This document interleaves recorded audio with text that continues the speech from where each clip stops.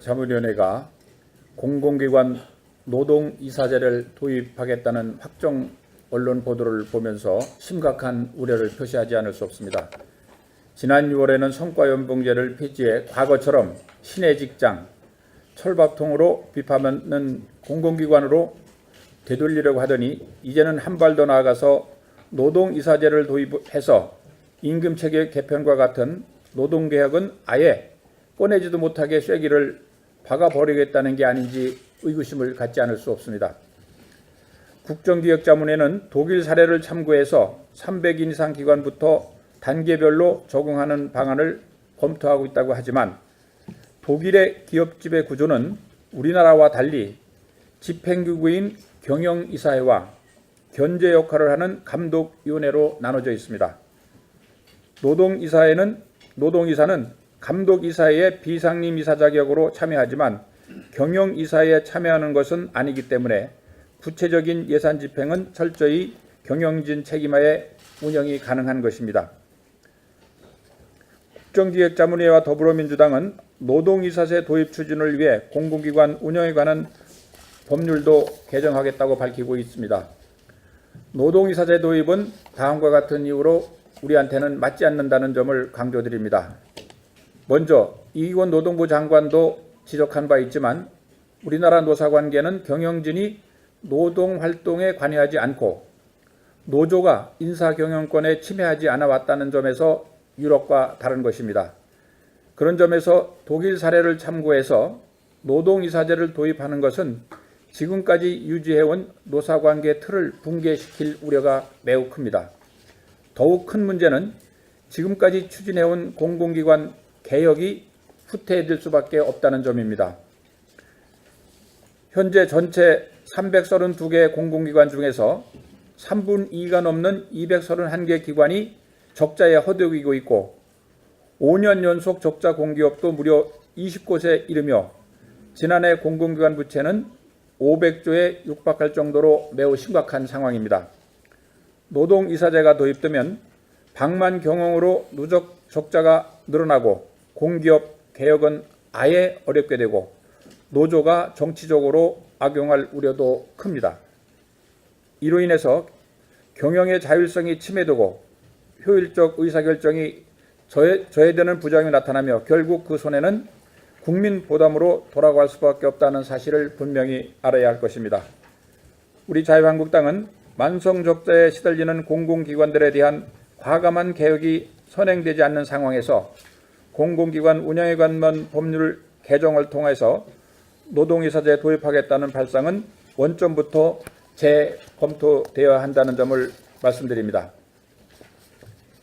국제신용평가기관인 무디스가 문재인 정권 출범 이후 사라진 구조개혁과 재정 건전성의 중요성을 환기시킨 데 대해 정부는 무겁게 받아들일 것을 촉구합니다. 어제 기획재정부에 따르면 무디스가 한국의 국가신용등급을 끌어낼 수 있는 첫 번째 요인으로 구조개혁의 후퇴를 지목하면서 공기업 부채를 포함한 정부의 재정 악화와 북핵 위험 고조로 지정학적 리스크 등 3대 위험 요소를 꼽았습니다. 무디스가 강조하는 구조개혁의 핵심은 당연 노동개혁인 것입니다.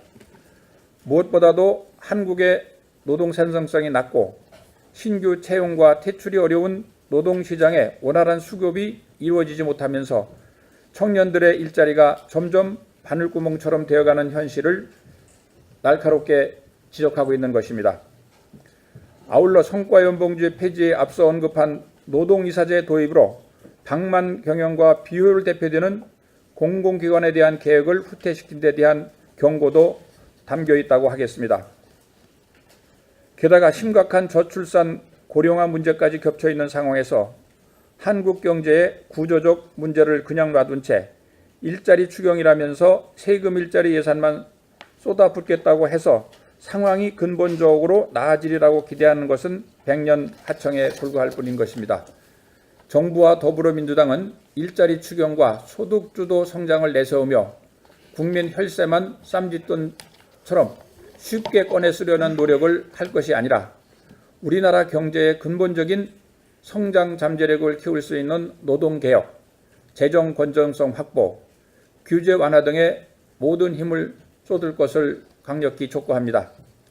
특히 우리 한국당이 중점 추진해온 노동개혁법, 규제후리존 특별법, 서비스산업발전법, 행정규제 기본법 등 각종 규제개혁 관련법 처리와 신산업 분야에서 기업 규제를 최소화할 수 있는 법안 처리에 더불어민주당도 전향적으로 적극적으로 나서줄 것을 다시 한번 촉구합니다. 이상입니다. 네. 우리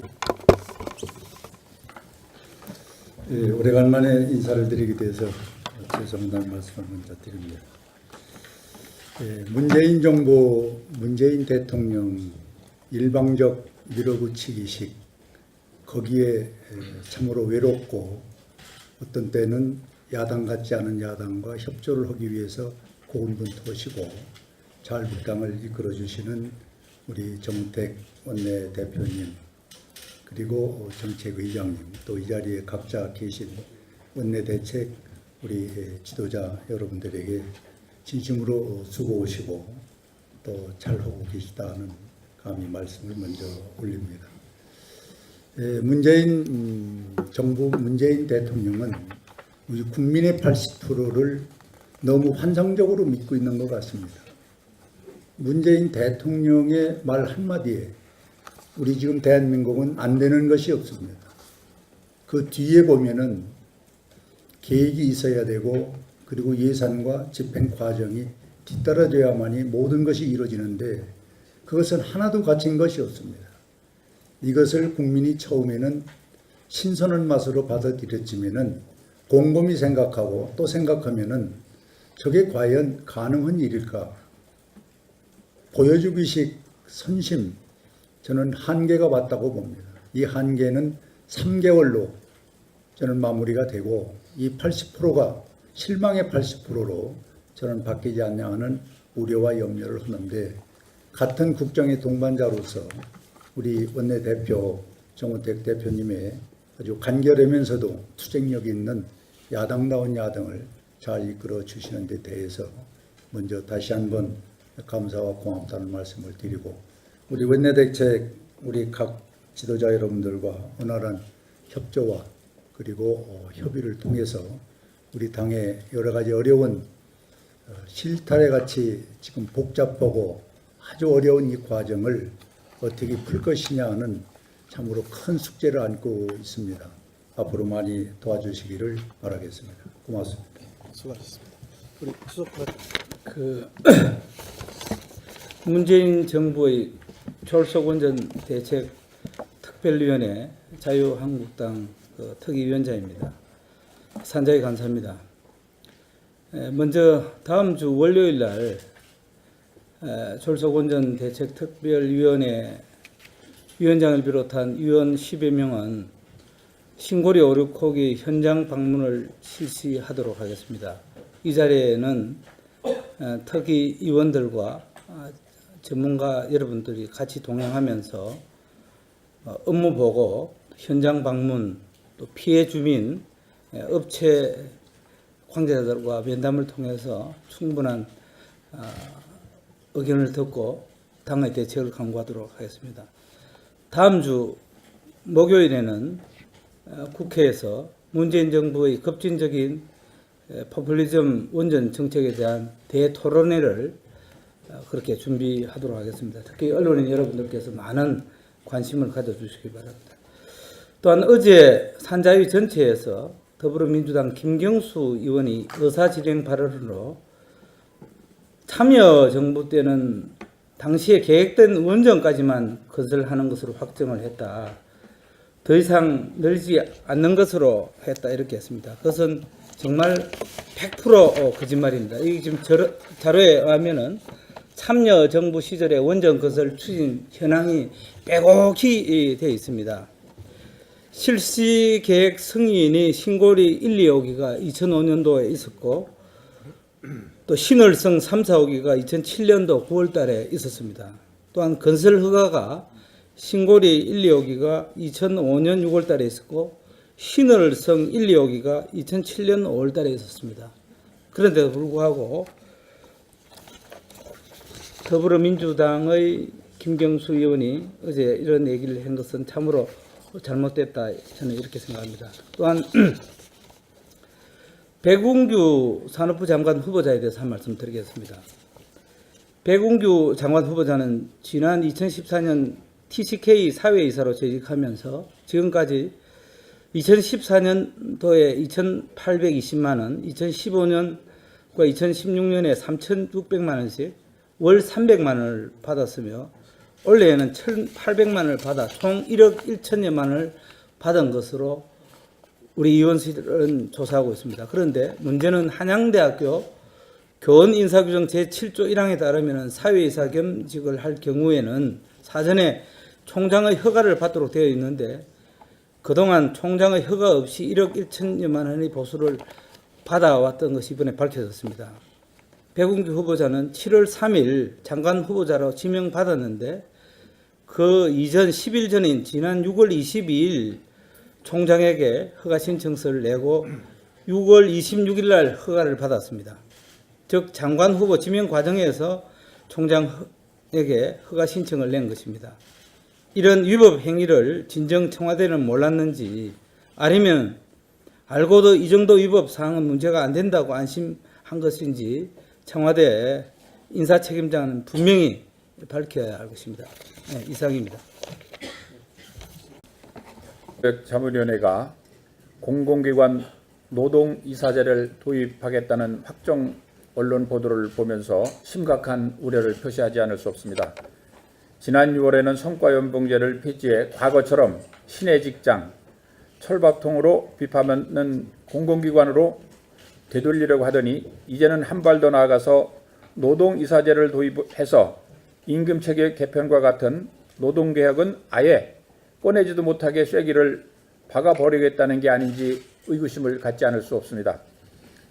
국정기획자문회는 독일 사례를 참고해서 300인 이상 기관부터 단계별로 적용하는 방안을 검토하고 있다고 하지만 독일의 기업 지배 구조는 우리나라와 달리 집행기구인 경영이사회와 견제 역할을 하는 감독위원회로 나눠져 있습니다.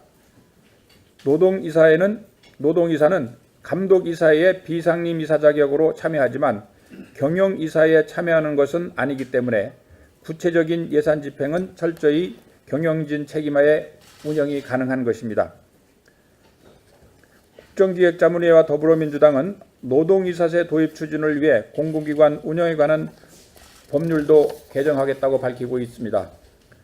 노동이사제 도입은 다음 분명히 알아야 할 것입니다. 우리 자유한국당은 만성적자에 시달리는 공공기관들에 대한 과감한 개혁이 선행되지 않는 상황에서 공공기관 운영에 관한 법률 개정을 통해서 노동이사제 도입하겠다는 발상은 원점부터 재검토되어야 한다는 점을 말씀드립니다. 국제신용평가기관인 무디스가 문재인 정권 출범 이후 사라진 구조개혁과 재정 건전성의 중요성을 환기시킨 데 대해 정부는 무겁게 받아들일 것을 촉구합니다. 어제 기획재정부에 따르면 기관 중에서 3분 2가 넘는 231개 기관이 적자에 허덕이고 있고 5년 연속 적자 공기업도 무려 20곳에 이르며 지난해 공공기관 부채는 500조에 육박할 정도로 매우 심각한 상황입니다. 노동이사제가 도입되면 방만 경영으로 누적 적자가 늘어나고 공기업 개혁은 아예 어렵게 되고 노조가 정치적으로 악용할 우려도 큽니다. 이로 인해서 경영의 자율성이 침해되고 효율적 의사결정이 저해되는 부작용이 나타나며 결국 그 손해는 국민 부담으로 돌아갈 수밖에 없다는 사실을 과 같은 이유로 우리한테는 맞지 않는다는 점을 강조드립니다. 먼저 이기권 노동부 장관도 지적한 바 있지만 우리나라 노사관계는 경영진이 노동활동에 관여하지 않고 노조가 인사경영권에 침해하지 않아 왔다는 점에서 유럽과 다른 것입니다. 그런 점에서 독일 사례를 참고해서 노동이사제를 도입하는 것은 지금까지 유지해온 노사관계 틀을 붕괴시킬 우려가 매우 큽니다. 더욱 큰 문제는 지금까지 추진해온 공공기관 개혁이 후퇴될 수밖에 없다는 점입니다. 현재 전체 332개 공공기관